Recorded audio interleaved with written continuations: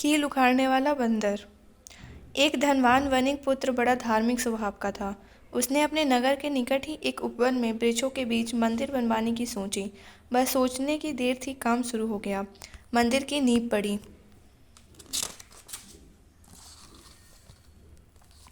स्तंभ बनने लगे।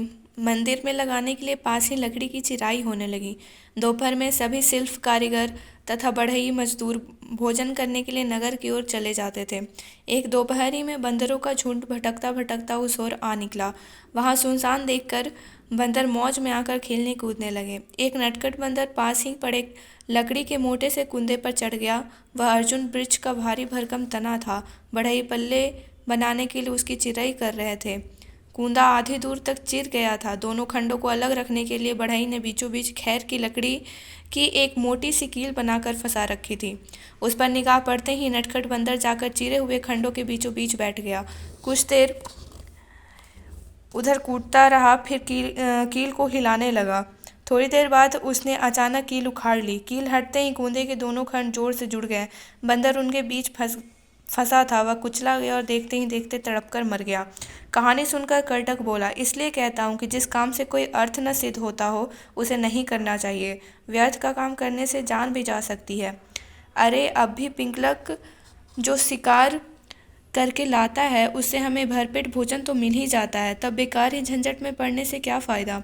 दमनक बोला, तो तुम क्या केवल भोजन के लिए ही जीते हो? यह तो ठीक नहीं। अपना पेट कौन नहीं भर लेता। जीना तो उसका ही उचित है जिसके जीने से और भी अनेक लोगों का जीवन चलता हो।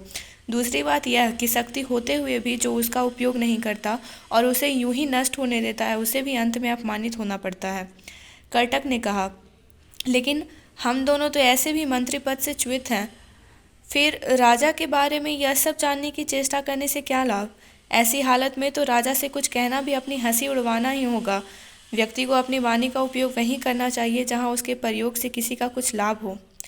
भाई तुम ठीक नहीं समझते। राजा से दूर रहकर तो रही सही इज्जत भी गंवा देंगे हम। जो राजा के समीप रहता है उसी पर राजा की निगाह भी रहती है और राजा के पास होने से व्यक्ति असाधारण हो जाता है। कर्टक ने पूछा, तुम आखिर करना क्या चाहते हो? हमारा स्वामी पिंगलक आज भयभीत है, दमनक बोला। उसके सारे सहचर भी डरे से हैं। मैं उनके भय का कारण जानता हूँ। तुम्हें कैसे पता कि वे डरे हुए हैं? लो, यह भी कोई मुश्किल है। पिंगलक के हाव भाव, चाल ढाल, उसकी बातचीत, आंखों और चेहरे से ही स्पष्ट जान पड़ता है कि वह भयभीत है। मैं उसके पास जाकर उसके भय का कारण पता करूंगा, फिर अपनी बुद्धि का प्रयोग करके उसका भय दूर कर दूंगा। इस तरह उसे बस में करके मैं फिर से अपना मंत्री पद प्राप्त करूंगा। कर्टक ने फिर भी शंका जताई, तुम इस विषय में कुछ जानते नहीं कि राजा की सेवा किस प्रकार करनी चाहिए। ऐसी स्थिति में उसे बस में कैसे कर लोगे?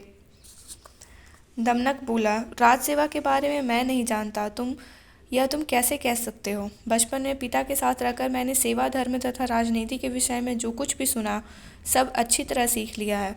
इस पृथ्वी में अपार स्वर्ण है, उसे तो बस सूरवीर, विद्वान तथा राजा के चतुर सेवक ही प्राप्त कर सकते हैं। कर्टक को फिर भी विश्वास नहीं आ रहा था। उसने कहा, मुझे यह बताओ कि तुम पिंगलक के पास जाकर कहोगे क्या? अभी से मैं क्या कहूँ? वार्तालाप के समय जो एक बात से दूसरी बात अपने आप निकलती जाती है। जैसा प्रसंग आएगा वैसे ही बात करूँगा। उचित अनुचित और समय का विचार करके ही जो कहना होगा कहूँगा। पिता की गोद में ही मैंने यह नीति वचन सुना है कि अप्रासंगिक बात कहने वाले को अपमान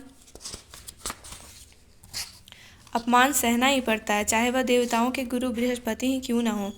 कर्टक ने कहा, तो फिर यह भी याद रखना कि शेर, बाघ आदि हिंसक जंतुओं तथा सर्प जैसे कुटिल जंतुओं से संपन्न पर्वत जिस प्रकार दुर्गम और विषम होते हैं, उसी प्रकार राजा भी क्रूर तथा दुष्ट व्यक्तियों की संगति के कारण बड़े कठोर होते हैं, जल्दी प्रसन्न नहीं होते, और यदि कोई भूल से भी राजा की इच्छा के विरुद्ध कुछ कर दे तो सांप की तरह डसकर उसे नष्ट करते उन्हें देर नहीं लगती।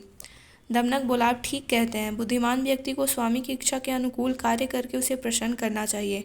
इसी मंत्र से उसे वश में किया जा सकता है। कर्टक ने समझ लिया कि दमनक ने मन ही मन पिंगलक से मिलने का दृढ़ निश्चय कर लिया है।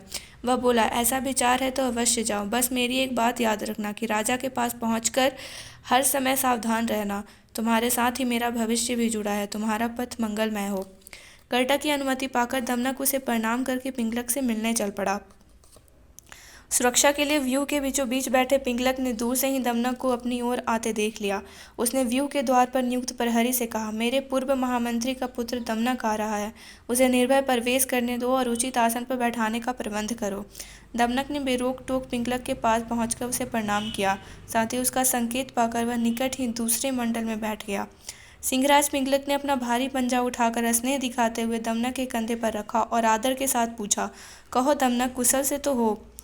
आज बहुत दिनों के बाद दिखाई पड़े, किधर से आ रहे हो? दमनक बोला, महाराज के चरणों में हमारा क्या प्रयोजन हो सकता है, किंतु समय के अनुसार राजाओं को भी उत्तम, मध्यम तथा अधम हर कोटि के व्यक्ति से काम पड़ सकता है। ऐसे भी हम लोग महाराज के सदा ही सेवक रहते आए हैं।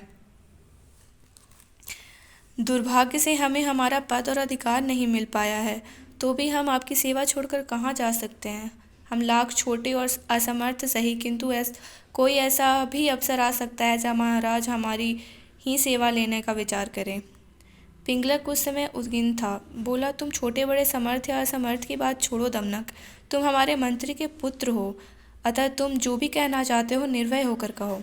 अभयदान पाकर भी चालाक दमनक ने राजा के भय के विषय में सबके सामने बात करना ठीक नहीं समझा। उसने अपनी बात कहने के लिए एकांत का अनुरोध किया। पिंगलक ने अपने अनुचरों की ओर देखा। राजा की इच्छा समझकर आसपास के जीव जंतु हटकर दूर जा बैठे। एकांत होने पर दमनक ने बड़ी चतुराई से पिंगलक की दुखती रग ही छेड़ दी। बोला, स्वामी, आप तो यमुना तट पर पानी पीने जा रहे थे, फिर सहसा प्यासे ही लौटकर इस मंडल के बीच इस तरह चिंता से व्यग्र होकर क्यों बैठे हैं? दमनक की बात सुनकर सिंह पहले तो सकुचा गया, फिर दमनक की चतुराई पर भरोसा करके उसने अपना भेद खोल देना उचित समझा। पल भर सोचकर बोला, दमनक, यह जो रह रहकर गर्जना सी होती है, इसे तुम भी सुन रहे हो ना? सुन रहा हूँ महाराज, बस इसी के कारण मैं क्षुब्ध हूँ। तट पर यही गर्जना बार बार हो रही थी। लगता है इस वन में कोई विकट जंतु आ गया है, जिसकी गर्जना ही इतनी भयंकर है, वह स्वयं कैसा होगा। इसी के कारण मैं तो यह जंगल छोड़कर कहीं और चले जाने का विचार कर रहा हूँ। दमनक ने कहा, लेकिन मात्र शब्द सुनकर भय के मारे अपना राज्य छोड़ना तो उचित नहीं है।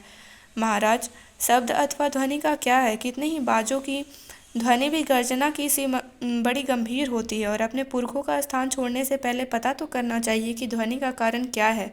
यह तो गुमायूं गीदड़ की तरह डरने की बात हुई, जिसे बाद में पता चला कि ढोल में तो पोल ही पोल है। पिंगलक ने पूछा, गुमायूं गीदड़ के साथ क्या घटना हुई थी? दमनक गुमायूं की कहानी सुनाने लगा।